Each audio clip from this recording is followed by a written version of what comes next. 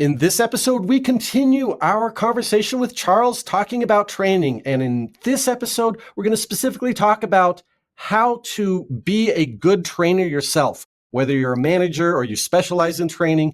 What really makes a high impact difference in training in the used car industry? Stay tuned, a lot to talk about in this episode.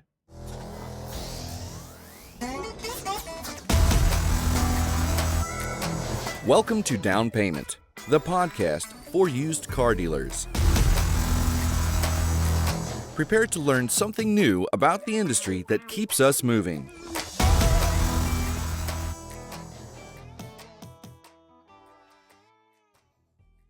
Check out all our podcast content on our social media channels. We are at Down Payment Podcast on YouTube, Down Payment Podcast on Instagram, and Down Payment Pod on X. Welcome back. And in this episode, we're going to talk more with Charles about training. Training is so valuable to anyone who is responsible as a manager or an internal trainer or just a leader in the car industry.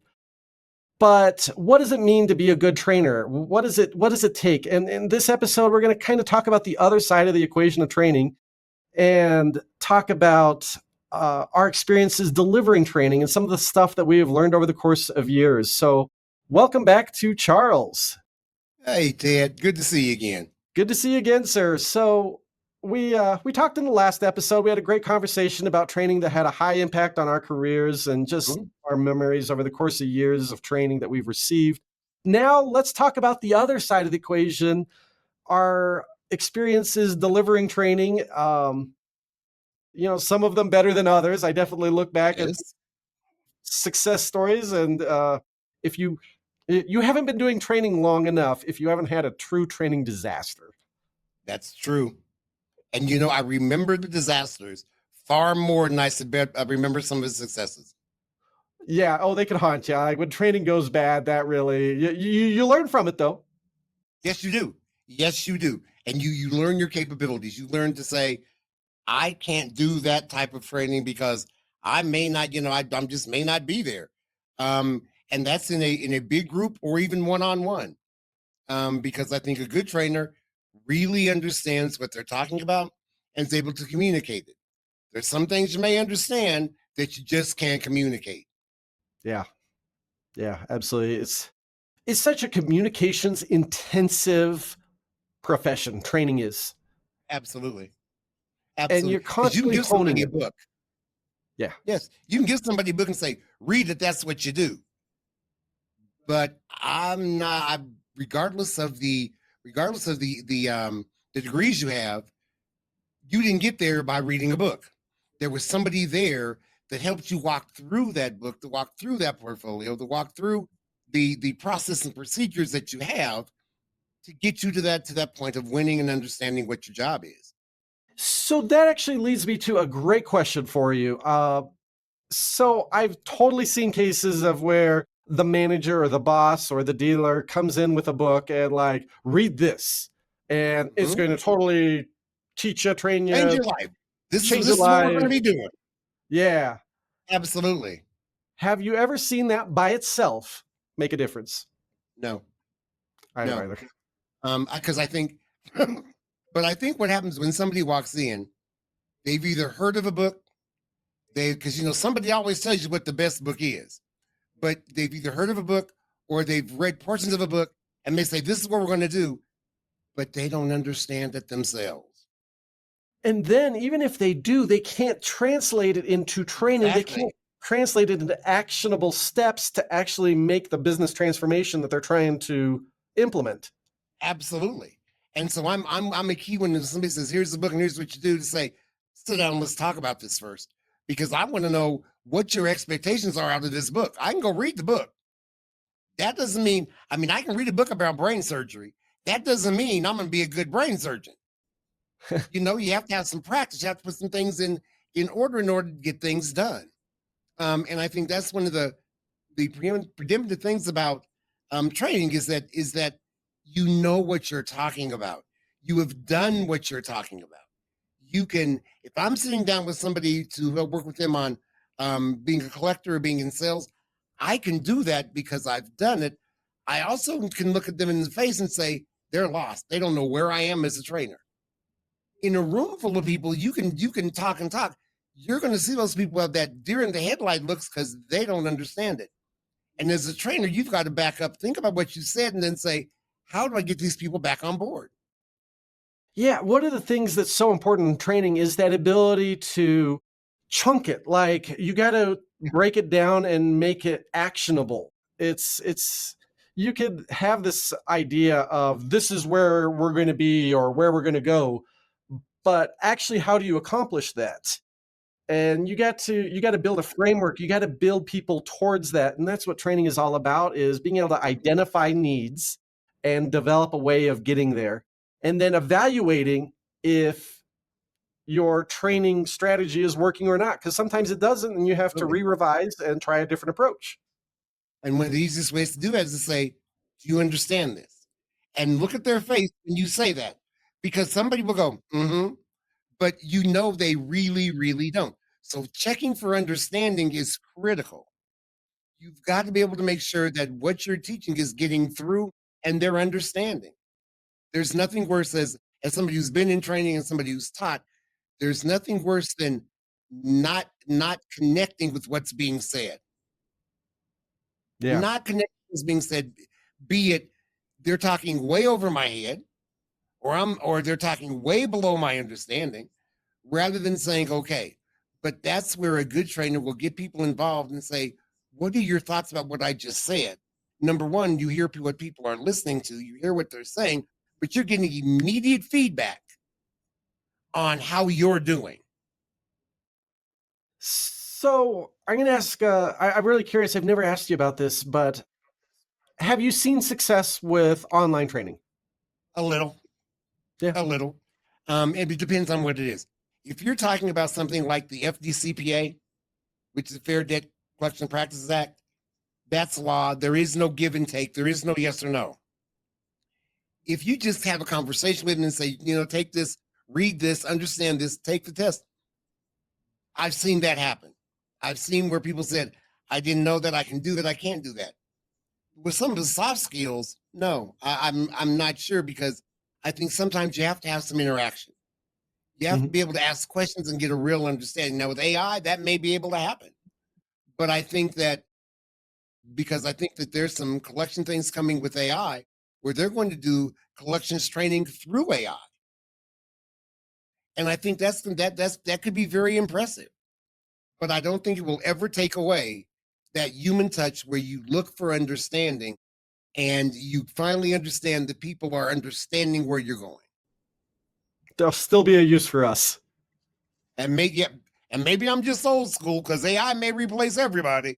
But I think that's the critical piece of it. I'm not sure that I'm not sure that training online is going to be what businesses need, because let's face it, when you're talking about a large scale organization, that's one thing.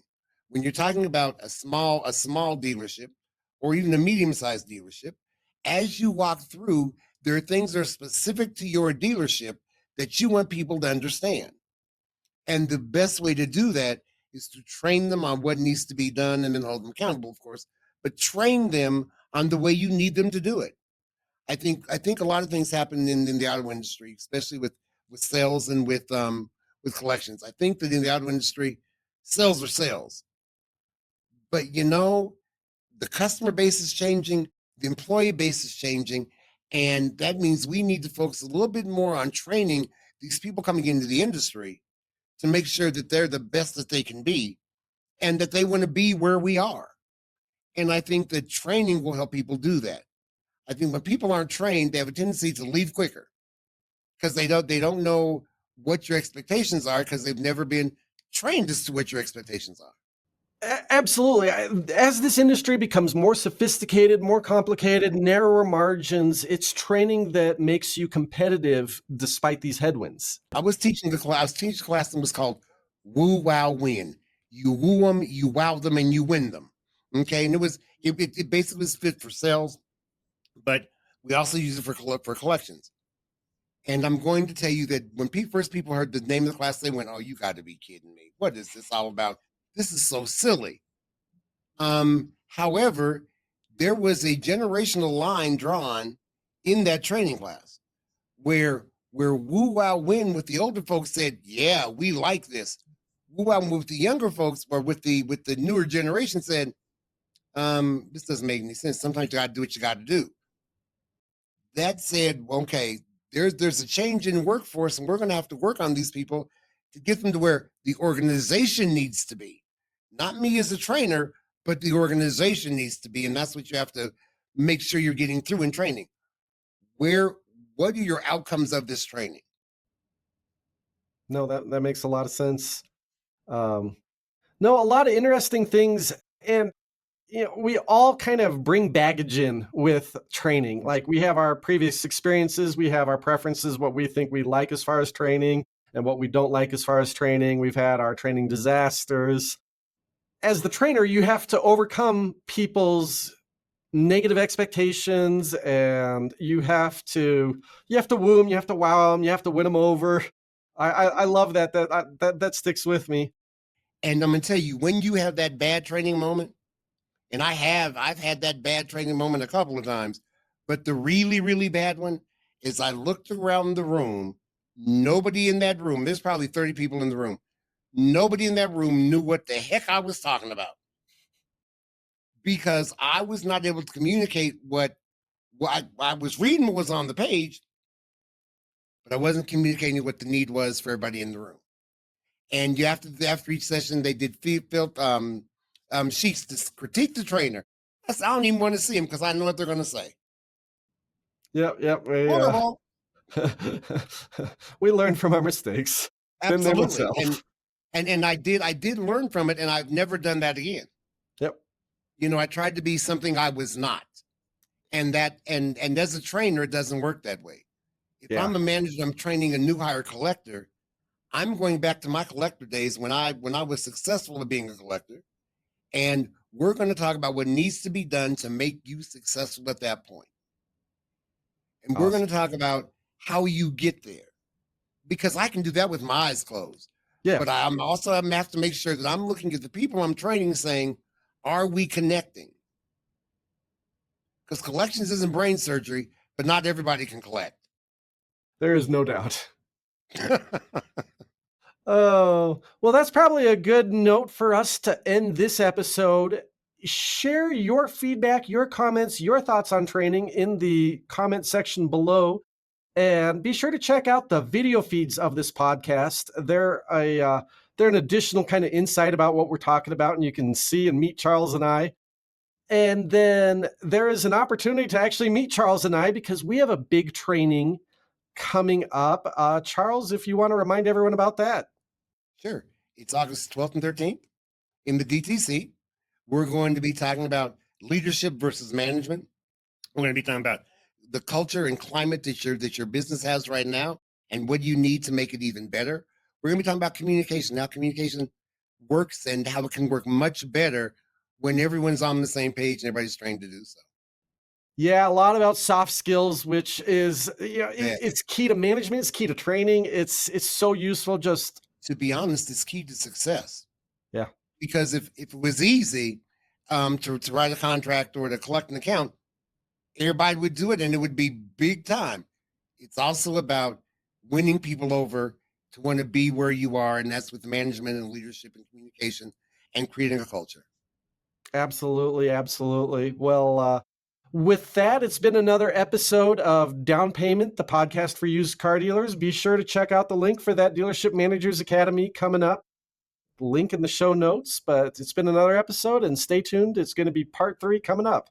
Check out our podcast on all our social media channels. We are at Down Payment Podcast on YouTube, Down Payment Podcast on Instagram, and Down Payment Pod on X.